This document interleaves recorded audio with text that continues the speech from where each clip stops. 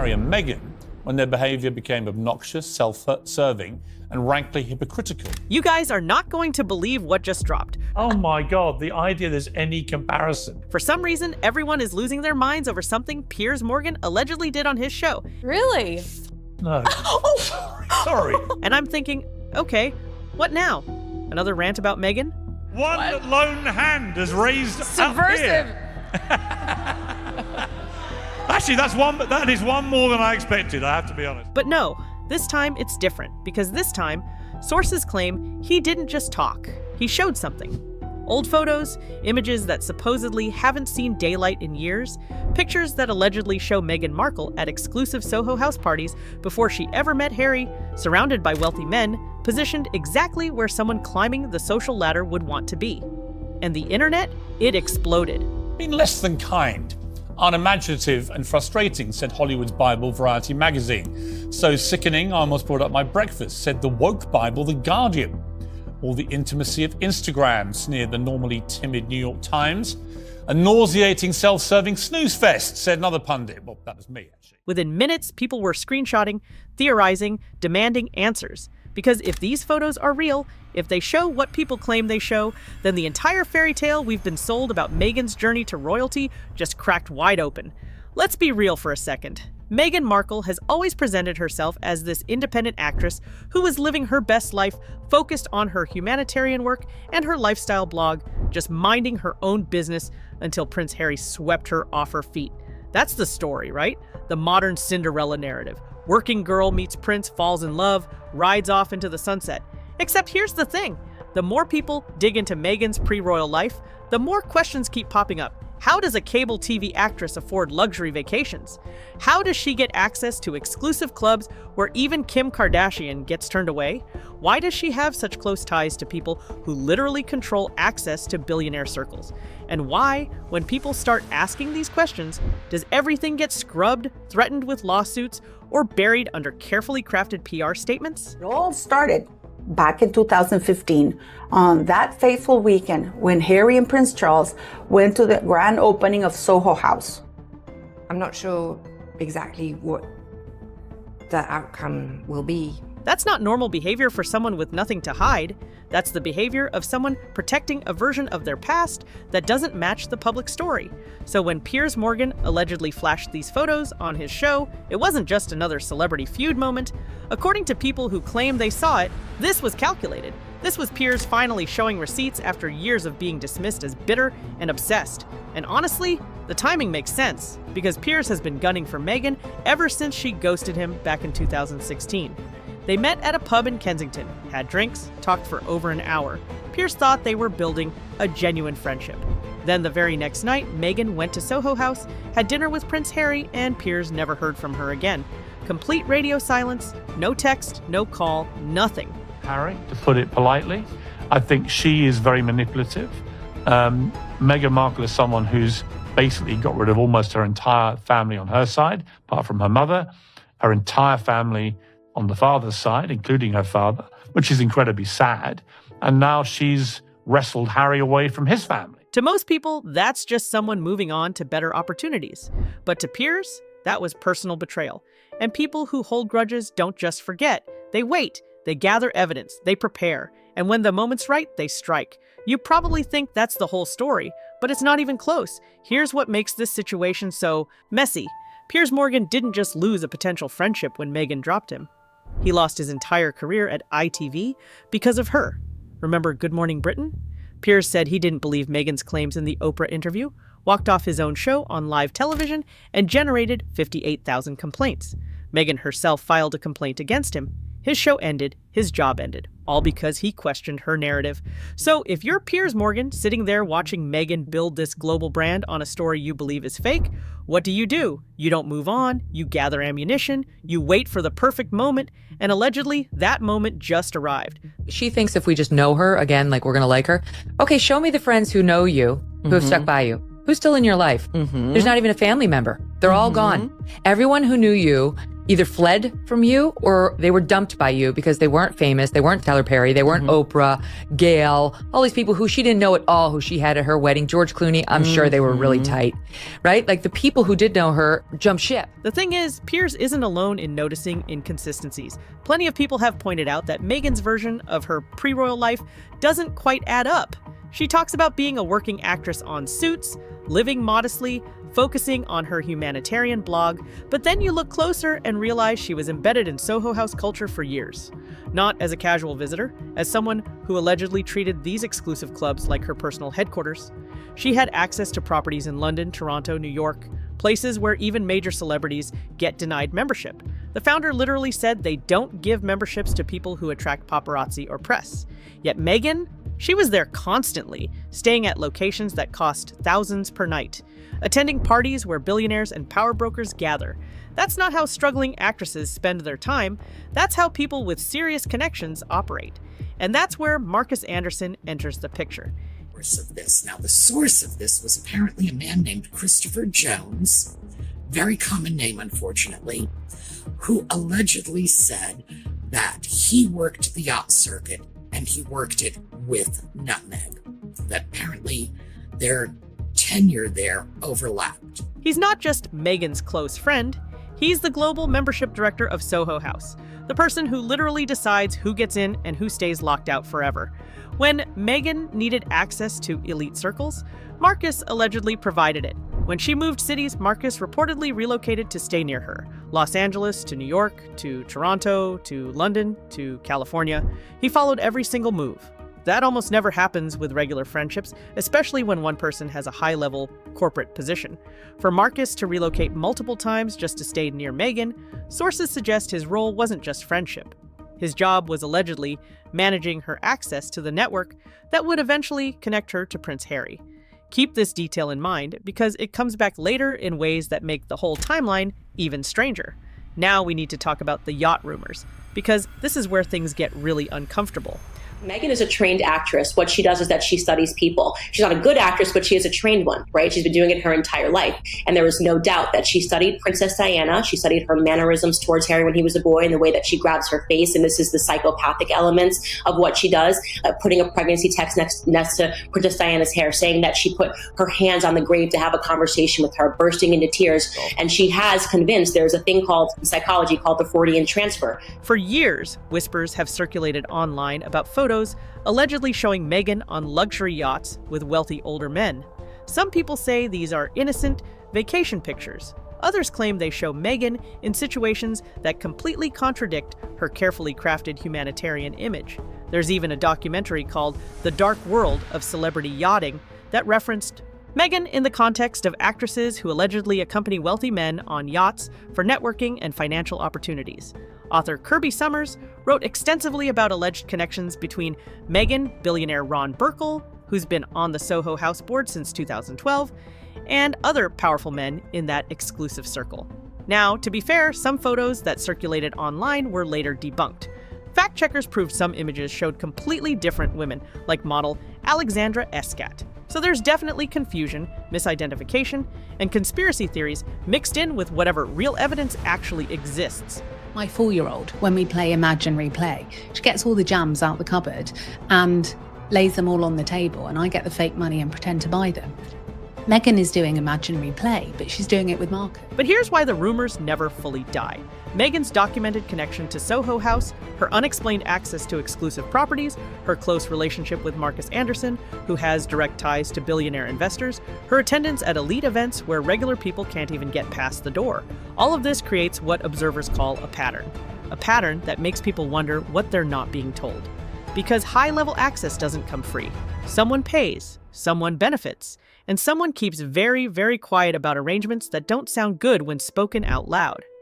When you're an unknown cable actress pulling down maybe $60,000 a year from Suits, you don't just casually jet off to luxury yachts and exclusive clubs unless someone is funding that lifestyle.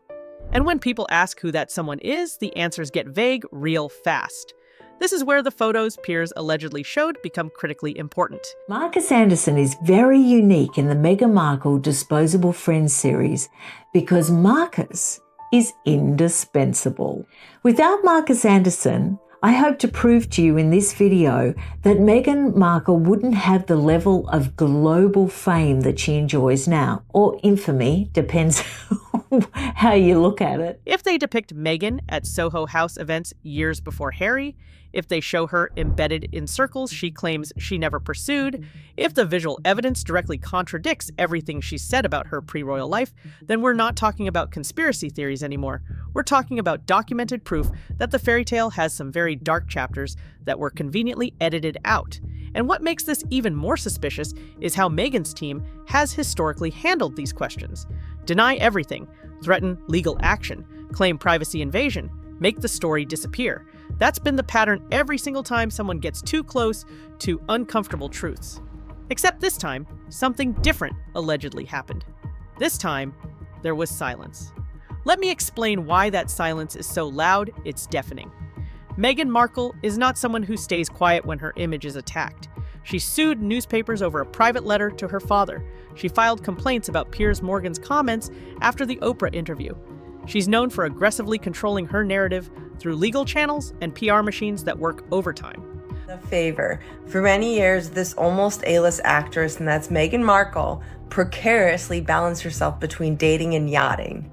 She thought of it as dating upward, and there are perks such as lifestyle and glamour and gifts of dating upward rather than yachting in the traditional sense. So, when sources tracking online reactions noticed that after Piers allegedly showed those photos, Meghan's team said absolutely nothing, no denial, no legal threat, no statement calling the images fake or misleading, people started asking the obvious question. Why the silence now?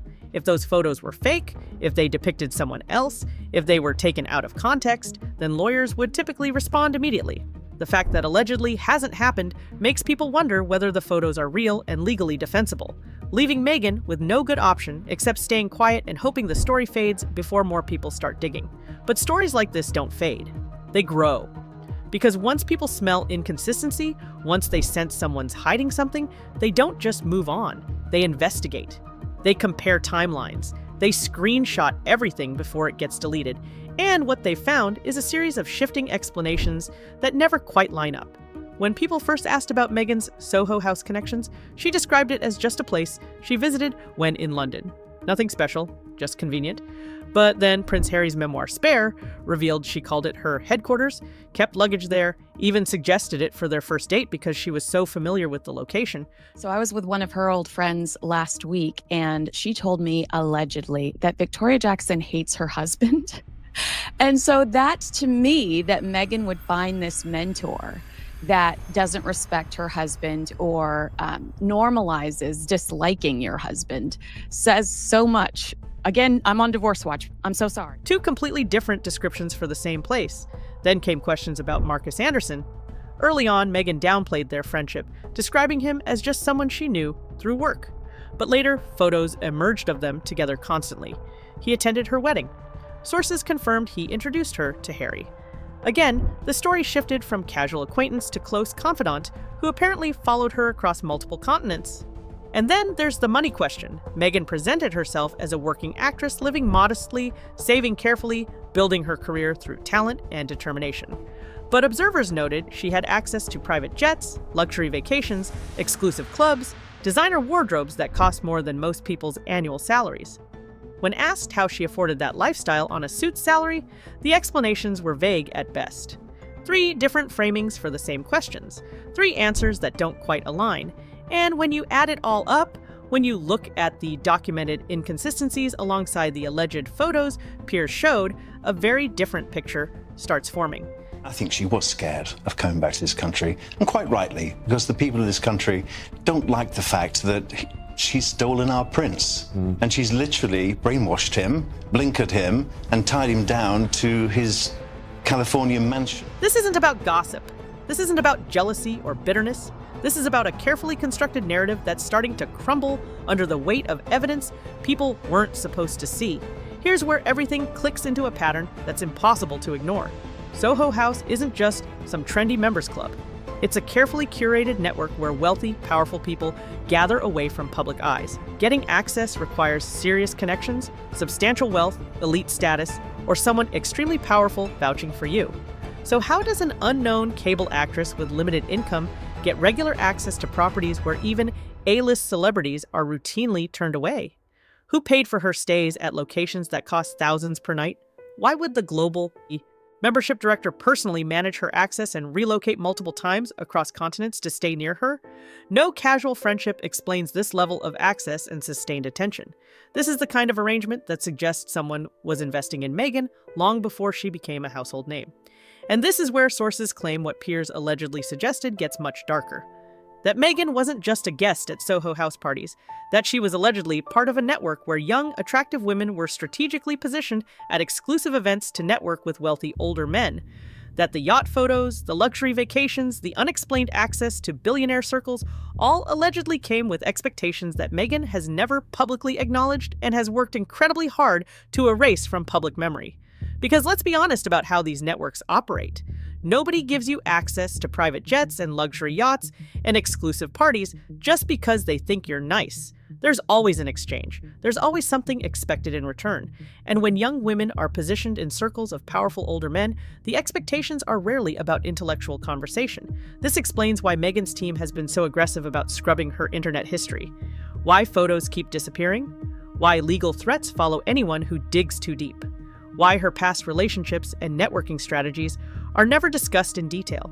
Because if people understood how she actually built her connections, if they saw the real pathway that led from cable actress to princess, the fairy tale collapses completely. It stops being about talent and ambition and becomes about calculated social climbing through networks that operate on favors, access, and arrangements that sound very different when spoken out loud.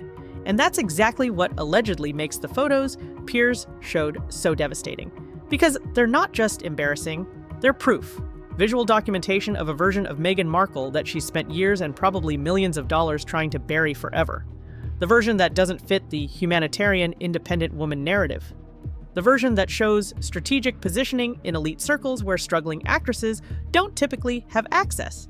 The version that asks uncomfortable questions about what exactly she was doing at those parties and who was funding her lifestyle before Harry came along.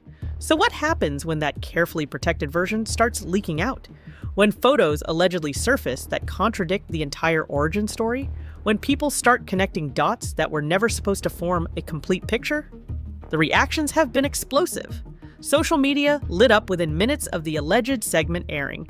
People were demanding to see the photos themselves. Others were defending Meghan, claiming this is just another witch hunt from people who hate successful women. But the most telling reactions came from people who've been quietly watching this situation for years, people who've noticed the inconsistencies but were dismissed as conspiracy theorists or jealous haters. Suddenly, they felt vindicated.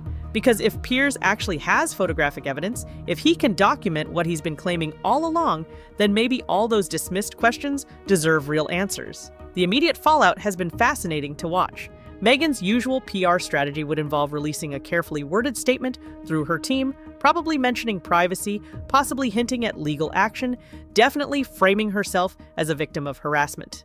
But if the silence is strategic, if her team knows they can't dispute the photos without making things worse, then we're watching a completely different playbook. One where staying quiet and hoping the story dies is the only option left. Except stories this big don't just die, they metastasize. They spread across platforms. They generate think pieces and video breakdowns and deep dive investigations from people who suddenly have permission to ask questions they were previously afraid to voice. And every day that passes without a denial, without a lawsuit, without any response at all, makes people more convinced that the photos are real and that Meghan has no good way to explain them. But there's another layer to this that makes the situation even more complicated. Prince Harry, the man who allegedly fell in love with Meghan's authentic, down-to-earth personality. The man who believed he was rescuing her from media harassment. The man who burned bridges with his entire family to protect her narrative. If these photos show a version of Meghan that Harry never knew existed, if they document a past she never fully disclosed, then we're not just talking about public embarrassment, we're talking about a fundamental betrayal of trust in their relationship. Some sources online have suggested Harry looks increasingly isolated and controlled, that he's been pulled away from friends and family who might ask uncomfortable questions.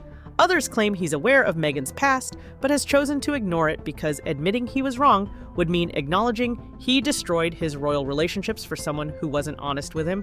Either scenario is devastating. Either he's been kept in the dark about who he actually married, or he knows the truth and has to pretend he doesn't to avoid confronting the catastrophic decisions he's made. And now we arrive at the part of the story where consequences become unavoidable. Because here's what happens when a carefully constructed image starts crumbling. The long-term damage isn't just about one bad news cycle or one embarrassing story. It's about credibility. Once people realize they've been sold a narrative that doesn't match reality, they start questioning everything. Every interview Meghan's given, every claim she's made about being targeted or misunderstood, every humanitarian project she's attached her name to. All of it gets re-examined through the lens of someone who allegedly built her entire public persona on a version of herself that photographic evidence suggests isn't real. And that's not something you recover from easily. That's the kind of reputational damage that follows you forever. The broader implications extend beyond just Meghan's personal brand. This situation exposes how celebrity narratives work, how public images are manufactured, how uncomfortable truths get buried behind legal threats and PR strategies. It reveals the networks that exist behind closed doors, the ways ambitious people position themselves in elite circles, the arrangements that powerful people make that never get discussed publicly. And it forces everyone who bought into the fairy tale to confront an uncomfortable reality. That maybe the modern Cinderella story was never about finding true love. Maybe it was always about strategic social climbing, careful positioning, and erasing evidence of the climb once you reach the top. That's a much darker narrative, but if the alleged photos Piers showed are real, it's also the more accurate one. So where does this leave us? With more questions than answers.